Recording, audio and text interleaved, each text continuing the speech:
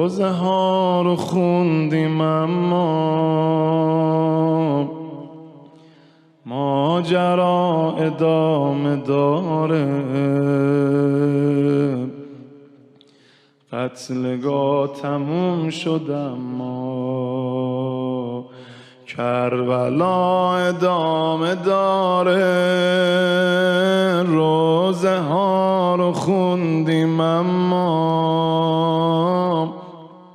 ماجرا ادامه داره.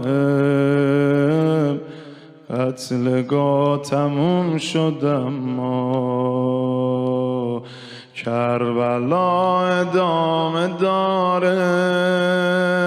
تازه این اول راهه، کی میگه آخر خطه، جایی که بچه زهرا تشنه ما بین دو شته، خون ما می جوشه از پای شیش گوشه.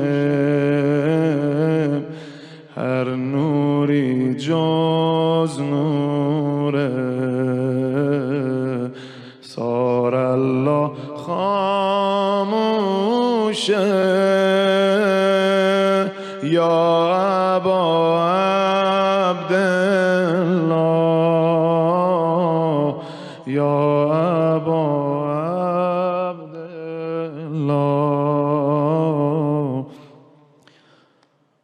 عبدالله،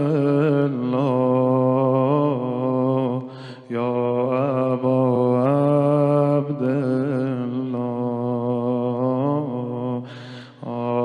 آخر مسیر لیلا حرف مجنون و جنونه، چیزی که مهم اینه کی تا آخرش میمونه. کربلا رفتن آسونه، کربلایی شدن سخته.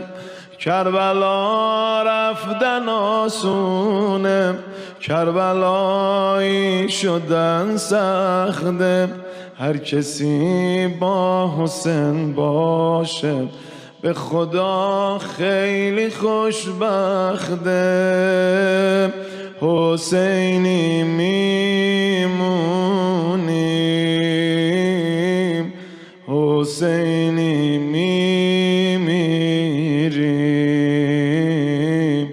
با رمز یا زهرا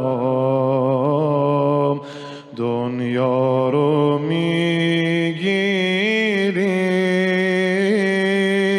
یا زهرا، یا زهرا، یا زهرا، یا زهرا، یا زهرا، یا زهرا.